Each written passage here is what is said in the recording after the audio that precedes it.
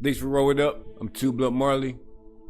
This is certified pothead, smoking on one of my early evening spliffs. You know you about to do, Bird Club. About to take a look at these cannabis conspiracy theories, which I like to call cannabis conspiracy theories. Today's theory is about aluminum foil. Once upon a toke in the hazy far-off days of the 1800s, when the world was still trying to wrap its head and its leftovers around the wonder that was aluminum, there lived an ingenious tinkerer named Eli the Puffmaster Klein. Eli wasn't just any inventor, he was a mad scientist of smoke, a visionary who saw beyond the ordinary. He wasn't just thinking outside the box, he was rolling it up, lighting it, and inhaling deeply. Eli's story began on a particularly stormy afternoon when, after sampling a particularly brainstorm blaze strain, he found himself staring at a glimmering sheet of aluminum foil in the sunlight.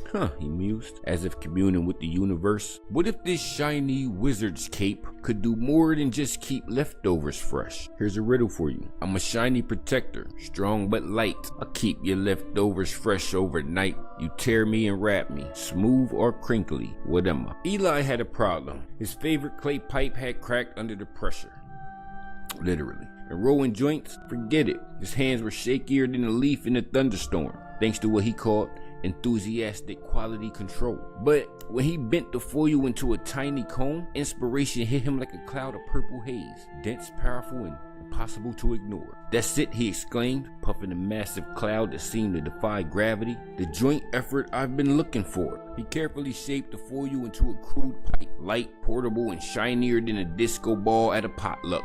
When he lit it, it worked like a charm. The cannabis burned evenly, and the foil cooled down faster than his uncle after a second helping of edibles. It's perfect, he said, exhaling a plume of smoke that seemed to spell genius in the air, swirling like a vortex of vapor. It's high time the world had a pipe that could go anywhere. Here's another riddle for you. I'm part of your drink, with the pop and the fizz, crushed when you're done, recycled for biz. What am I? Word spread faster than a rumor at a family barbecue after the second beer. Soon people all over town were folding foil pipes like origami enthusiasts on a bender. Eli named his invention the Puff Cone 1.0 and taught his friends how to make their own, saying, "Why should only kings have shiny things?" Cannabis enthusiasts adored the foil pipe for its versatility. It's the Swiss Army knife of smoking, they declared. Portable, disposable, and doubles as a hat to keep the government out of your head. But not everyone was thrilled about this sudden innovation in the cannabis space. Riddle time. In cars, I'm sleek and so strong. I keep you safe as you speed along. What am I? It didn't take long for Big Clay Pipe, an elite group of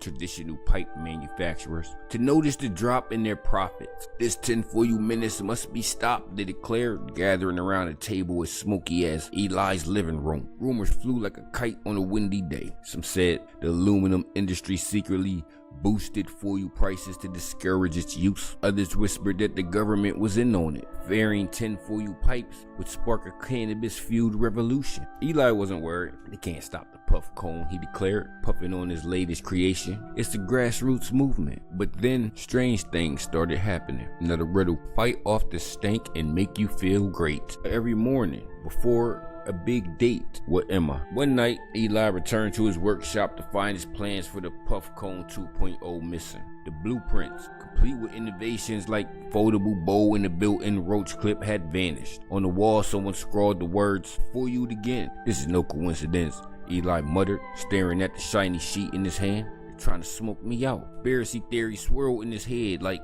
the perfect smoke ring, where aluminum executives trying to corner the foil market. Was Big Clay sabotaging him? Or was the government afraid his invention was too dope to control? Eli didn't trust anyone, not even his pet parrot, Bud. "You're awfully quiet today, Bud," he said, narrowing his eyes. "Who sent you?" Eli knew he was in trouble. The shadows around him seemed to be closing in, the paranoia thick in the air like a dense cloud of green glue. With his latest creation, the Puff Cone 2.0, complete with the foldable bow and the built-in roach clip, vanishing from his workshop, Eli felt like he was living in a Hitchcock movie, only with a lot more ganja and fewer dramatic chase scenes. The betrayals were heavy, more crushing than a mishap with the homemade gravity bomb. Some nights, Eli seemed like he was living in the MacGyver episode, scraping together scraps of foil and random household items to create the next generation of puff cones.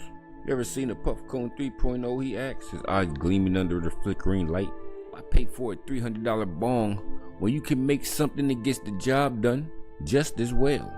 It's a stoner's dream. And with each new creation, Eli would add a little twist.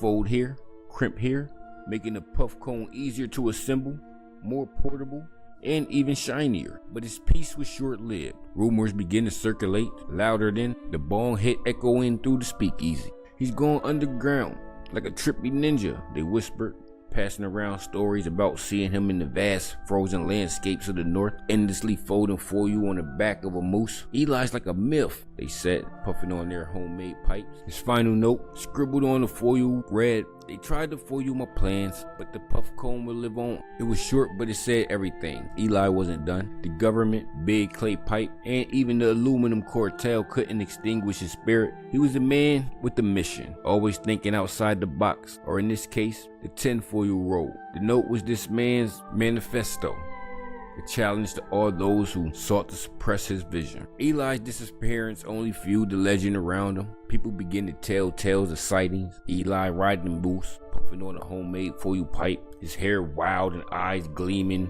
like a stoner prophet. He's still out there, they'd say, raising their foil pipes to the sky, building puff cones for the revolution. Whether he was actually in Canada or just in our imaginations, Eli became a myth, a legend. A man who showed the world that with a little bit of cannabis and a whole lot of creative thinking, anything was possible. Puff cone will forever be the symbol of the little guy's victory. A shining reminder that sometimes the best inventions are born from the most humble beginnings. The answers to the riddles. Aluminum foil, aluminum can, aluminum car frame, aluminum in deodorants. I see y'all on the next one, bruh.